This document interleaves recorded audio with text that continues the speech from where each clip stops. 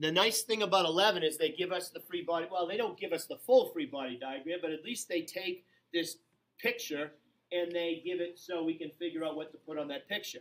Now, it's not a complete free body diagram because it's missing a force. What force is missing on this diagram that I have to put in? No, M's there. The weight, right? The weight of the leg. So the weight of the leg is going to be straight down. All right, that's the weight of the lower leg. And we know what that value is, so I'm going to label it over here. W equals 44.5 newtons. Now, the thing that's rotating is already in a position that's not horizontal and not vertical. We want all of our force vectors to be perpendicular to that leg. So what I need to do is I am going to take this muscle and break it into its perpendicular component, which would be that. That is perpendicular to this right here is perpendicular to the leg. Well, I have to do the same thing with this one. That's not perpendicular to the leg. So I have to take the weight and break it into its perpendicular components. Like doing, when we did inclined plane problems, we had to do the same thing. We broke the weight into its, what we called, when we were doing an inclined plane problem, this was called the y direction, and that's the x direction. But the y direction is also perpendicular to the leg, in the x direction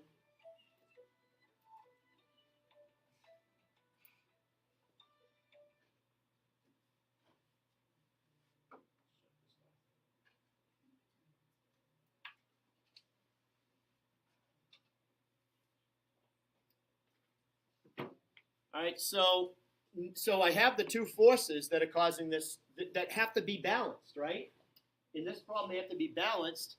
Whatever torque is produced by this one has to be equal to the torque that's produced by that. So actually, I know I drew the arrows a certain length. Like, if I was drawing this to scale, I know that I actually should have made this arrow much shorter because I know if that's my pivot point, I know that the torque caused by that force, which is making it go that way, has to equal the torque caused by that force. So since this force is further away from the pivot point, I know this force is going to be less than that force. Does that make sense? Because remember, torque is force perpendicular times L. If I have a shorter L, I need a bigger force to produce the same torque as a force further away. So I know that even though my picture shows this arrow as being bigger than that arrow is going to be a smaller number. That force is going to be a smaller number. So once you have the picture, then we're going to write our descriptive equation. So just like when you did force problems, we have to do a descriptive equation here. So I'm going to sum up my torques. And looking at the muscle, first tell me, is this going to be making it go clockwise or counterclockwise? Counterclockwise. So counterclockwise means that my direction is plus.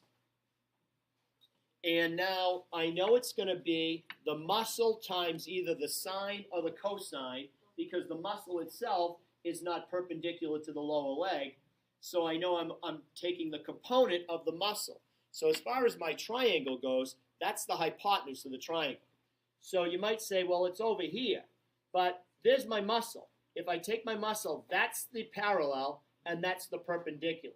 So even though I drew it over here because that's where it's happening right there. But if I try and figure out what the muscle's component is based on creating a triangle, I would make an arrow go that way and then an arrow go that way. Well, that arrow is that arrow. So with that being said, what trig function should I use to get the perpendicular component of the muscle? Sine, because it's the opposite side. If this is my angle, 25 degrees, then I'm going to go adjacent, opposite. There's the hypotenuse. That's adjacent, opposite. So the opposite side from that means I have to use the sine. So m times the sine of 25 degrees, that takes care of the perpendicular component, times its distance to the pivot point, which is what? It's right on the picture. 0.100.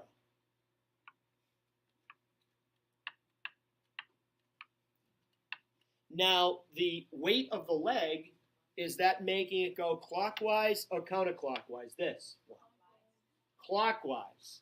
So clockwise means that it has to be negative. That's the direction of the torque is negative. Clockwise is negative. And I also have to break that one into its component. So I know the full weight is 44.5 newtons. So that's the full weight. But now it's either going to be the sine or the cosine based on my picture. Now look, if this right here is 30 degrees, then I know that's 30 degrees. Because remember when we did inclined plane problems, two angles that are complementary to the same angle are congruent. So if that's 30 degrees, I know that's 30 degrees. Well, this side right there, if I complete my triangle, I'd have a parallel. What side is that? Is that the opposite side or the adjacent side if I'm going to use that angle as 30 degrees? Adjacent. So what trig function? Cosine. So it's going to be the cosine of 30 degrees times its distance to the pivot point. What would that be? 0.250. Good. 0.250, because I have to add up those two numbers there. And they have to both add up to 0. So they have to add up to 0. Now, if you look at it, we're done. I mean, that was the work. We have our picture. So if I'm grading this, probably, a good portion of the points is that I see that you drew the perpendicular components on your diagram. And obviously, you would have had to put the weight in there. And then there's your descriptive equation. So as long as you can do algebra, you can get the muscles force. So rearranging that, you're going to get m is going to equal, I'm going to move this, since it's a negative, I'm going to move all of this to the other side. So that's going to be 44.5 newtons times the cosine of 30 degrees times 0.250 meters divided by everything but the m. So divided by that and that. So I'm going to be dividing it by sine of 25 degrees and 0.100 meters. And if you do that, that should come out to be 228 newtons.